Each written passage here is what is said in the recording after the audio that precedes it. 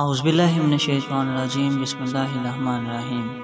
السلام علیکم دوستو، میں حمزہ ابن حسین اور آپ دیکھ رہے ہیں مسلم زیج۔ رب کریم میرے بابا جان کی بخشش و مغفرت فرمائے، آمین۔ طلحہ کو اٹھا کر پیچھے لے آئے۔ اس کے خاندان کا ایک اور آدمی آگے بڑھا، میں انتقام لینے کا پابند ہوں۔ وہ للکار کر آگے گیا، علی میری تلوار کی کاٹ دیکھ۔ مولا علی کرم اللہ وجہ الکریم خاموشی سے اس کے مقابلے پر آ گئے۔ دونوں نے ایک دوسرے کی آنکھوں میں آنکھیں ڈال کر ایک طرف چکر کاٹا، پھر ان کی تلواریں آپس میں ٹکرائیں۔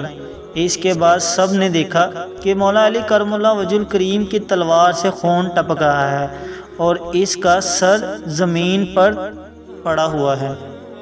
پھر قریش کے متعدد آدمی باری باری للکارتے ہوئے آگے بڑھے، مجاہدین کے مقابلے میں مرتے گئے۔ قریش کا سالار اعلیٰ ابو سفیان اپنے آدمیوں کو گرتا دیکھ کر غصے سے بے قابو ہو گیا۔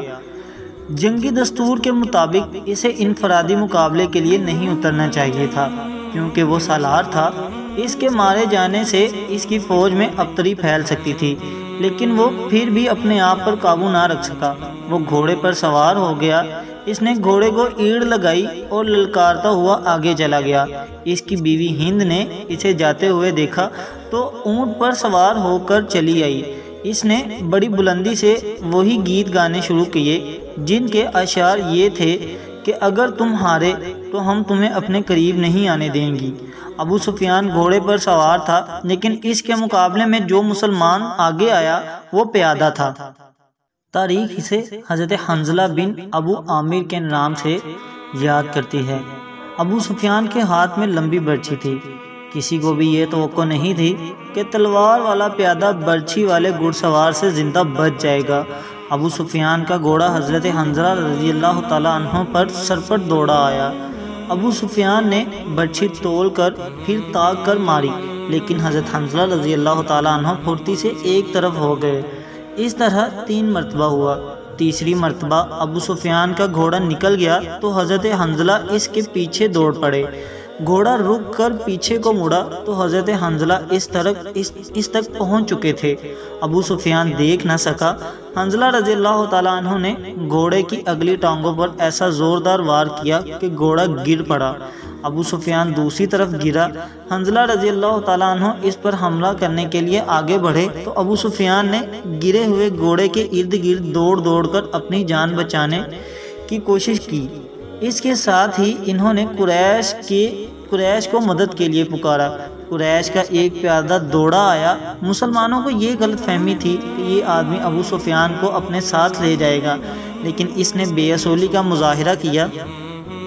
پیچھے سے حضرت حنظلہ رضی اللہ تعالیٰ عنہ پر وار کر کے انہیں شہید کر دیا۔ ابو سفیان اپنی صفوں میں بھاگ گیا۔ آخری مقابلے کے لیے قریش کی طرف سے عبد الرحمن بن ابو بکر آیا۔ مورخ واقدی نے یہ واقعہ اس طرح بیان کیا ہے کہ عبد الرحمن بن ابو بکر کی للکار پر ان کے والد حضرت ابو بکر صدیق رضی اللہ تعالیٰ عنہ، جو کہ اسلام قبول کر کے رسول اللہ صلی اللہ علیہ وآلہ وسلم کے ساتھ تھے، تلوار نکال کر اپنے بیٹے کے مقابلے کے لیے نکلے۔ آگے آ مسلمان باپ کے کافر فرزند حضرت ابو بکر صدیق رضی اللہ تعالیٰ عنہ نے للکار کر کہا۔ رسول خدا صلی اللہ علیہ وآلہ وسلم نے دیکھا کہ باپ بیٹا مقابلے پر اتر آئے ہیں تو آپ صلی اللہ علیہ وآلہ وسلم نے دوڑ کر حضرت ابو بکر صدیق رضی اللہ تعالیٰ عنہ کو روک لیا۔ تلوار نیام میں ڈالو ابو بکر۔ رسول خدا صلی اللہ علیہ وآلہ وسلم نے فرمایا۔ ابو بکر صدیق رضی اللہ تعالیٰ عنہ کو پیچھے لے جایا گیا۔ خالد رضی اللہ تعالیٰ عنہ کو جنگ کا شور و غل ابھی بھی سنائی دے رہا تھا۔ وہ منظر ان کی آنکھوں نے اپنی پلکوں میں محفوظ کر رکھا تھا۔ انفرادی مقابلہ ختم ہوتے ہی قریش نے مسلمانوں پر حلہ بول دیا۔ رسول اکرم صلی اللہ علیہ وآلہ وسلم نے احد پہاڑی کو اپنے عقب میں رکھا ہوا تھا، اسی لیے مجاہدین اسلام کو عقبی حملے کا کوئی خطرہ نہیں تھا۔ آمنے سامنے کا مارکا خونریز تھا۔ مسلمانوں کی نفری بہت تھوڑی تھی۔ اس نفری کو انہوں نے جذبہ تیغ زنی کے کمالات سے پورا کر دیا۔ اگر قریش کو نفری کی فرات حاصل نہ ہوتی تو وہ مسلمانوں کے آگے نہیں ٹھہر سکتے تھے۔ وہ نفری کے زور پر لڑ رہے تھے۔ خالد رضی اللہ تعالیٰ عنہ کی نظر رسول اکرم صلی اللہ علیہ وآلہ وسلم پر تھی۔ آپ صلی اللہ علیہ وآلہ وسلم ایک پہلو پر تھے، یہی پہلو تھا جس پر خالد رضی اللہ تعالیٰ عنہ کو حملہ کرنا تھا۔ اب انہوں نے اپنے گھوڑ سواروں کو حکم دیا کہ وہ اپنے گھوڑوں کو سر پر دوڑاتے ہوئے تنگ راستے سے آگے نکل جائیں اور مسلمانوں کے پہلو پر حلہ بولیں، مگر حضرت عبداللہ بن جبیر رضی اللہ تعالیٰ عنہ کے 50 تیر اندازوں نے ان سواروں کو اسی طرح پسپا کر دیا کہ وہ چند گھوڑے اور زخموں سے کراہتے ہوئے گھڑ سواروں کو پیچھے چھوڑ گئے۔ مارکا عروج پر تھا، صرف ایک ہی آدمی تھا جو لڑ نہیں رہا تھا، وہ میدان جنگ میں برچھی اٹھائے یوں گھوم رہا تھا جیسے کسی کو ڈھونڈ رہا ہو۔ وہ وحشی بن حرب تھا جو حضرت حمزہ رضی اللہ تعالیٰ عنہ کو ڈھونڈ رہا تھا۔ حضرت حمزہ رضی اللہ تعالیٰ عنہ کو قتل کرنے کے لیے اس کے دو ہی نام تھے، ایک یہ کہ وہ اپنے آقا سے آزاد کر دے گا، ایک یہ کہ اس کا آقا اسے آزاد کر دے گا، اور دوسرا یہ کہ ابو سفیان کی بیوی ہند نے جو زیورات پہن رکھے تھے وہ بھی اسے مل جائیں گے۔ اسے حمزہ رضی اللہ تعالیٰ عنہ نظر آ گئے۔ وہ قریش کے ایک آدمی سبا بن عبد العزا کی طرف بڑھ رہے تھے۔ عرب میں یہ رواج تھا کہ ختنہ عورتیں کیا کرتی تھیں۔ مورخ واقدی اور ابن حشام کے مطابق اسلام سے پہلے ہی عربوں میں ختنے کا رواج تھا۔ حمزہ رضی اللہ تعالیٰ عنہ نے جس سبا کو للکارا تھا اس کی ماں بھی ختنہ کیا کرتی تھی۔ ختنہ کرنے والی کے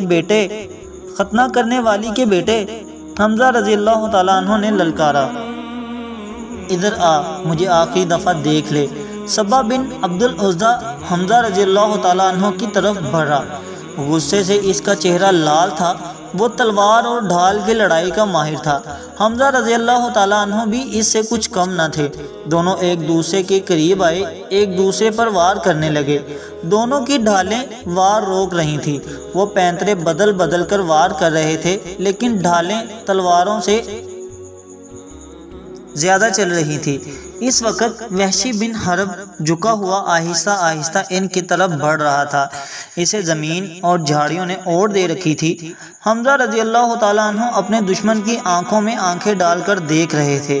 سبا کے سوا انہیں کچھ بھی نظر نہیں آ رہا تھا۔ وحشی ان کے قریب پہنچ گیا۔ برچھی نشانے پر پھینکنے کا وہ ماہر تھا۔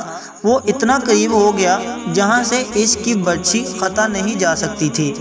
وہ اٹھا کھڑا ہوا اور برچھی کو ہاتھ میں تولا، پھر اسے پھینکنے کی پوزیشن میں آیا۔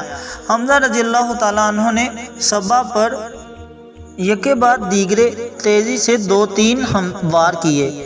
آخری وار ایسا پڑا کہ حمزہ رضی اللہ تعالیٰ عنہ کی تلوار سبا کے پیٹ میں اتر گئی۔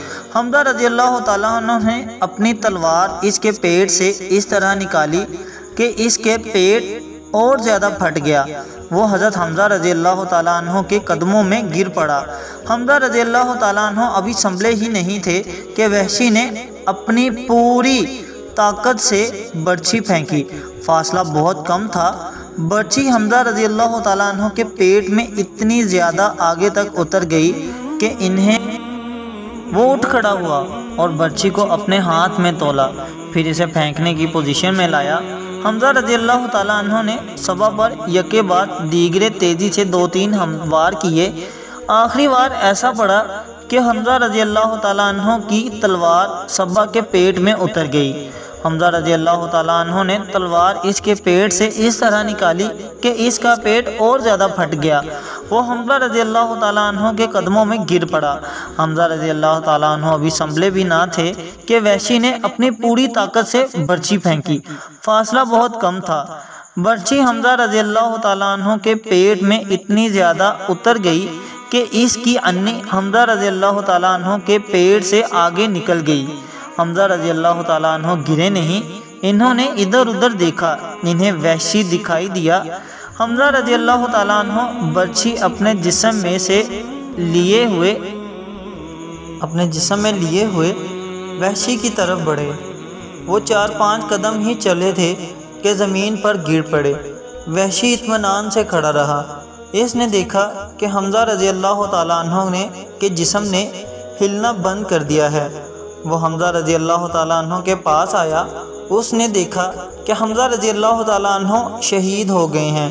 اس نے اپنی برچھی نکالی اور اپنے مالک جبیر بن مطعم اور ہند کو ڈھونڈنے لگا، جن میں سے ایک نے اسے آزاد کرنے اور دوسری نے اپنے گلے میں جو زیورات تھے اسے دینے کا وعدہ کیا ہوا تھا۔ خالد رضی اللہ تعالیٰ عنہ کو وہ مارکا یاد آ رہا تھا۔ وہ اس کے دل پر بوجھ سا بڑھا رہا تھا۔ اس کا گھوڑا چلا جا رہا تھا، وہ نشیبی جگہ سے گزر رہا تھا، اسی لیے احد کی پہاڑی کی چوٹی ان کی نظروں سے اوجھل ہوتی گئی۔ اب انہیں قبیلے کی وہ عورتیں یاد آ رہی تھیں جو قریش کے اتحادی قبائل کو جوش دلا رہی تھی۔ خالد رضی اللہ تعالیٰ عنہ کو یاد آیا کہ وہ مارکے کا نظارہ کرنے کے لیے ایک بلند جگہ پر چڑھ گئے تھے۔ انہیں مسلمان عورتیں بھی نظر آئیں۔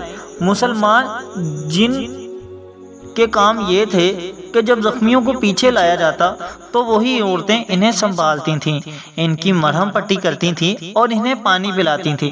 مسلمانوں کے ساتھ 14 عورتیں تھیں، جن میں حضرت فاطمہ رضی اللہ تعالیٰ عنہ بھی تھیں۔ پھر یوں ہوا کہ قلیل تعداد مجاہدین کثیر تعداد کفار پر غالب آ گئے۔ قریش کا پرچم بردار گرا تو کسی نے اسے اوپر اٹھایا، پھر وہ بھی گرا، پھر پرچم کئی بار گرا۔ آخر میں ایک غلام نے پرچم اٹھا کر اونچا کیا، لیکن پھر وہ بھی مارا گیا۔ پھر مسلمانوں نے قریش کے پرچم کو اٹھانے کی مہلت نہ دی۔ قریش کے جذبے جواب دے گئے۔ خالد رضی اللہ تعالیٰ عنہ نے ان کی پسپائی دیکھی اور یہ بھی دیکھا تھا کہ مسلمان ان کا تعاقب کر رہے تھے۔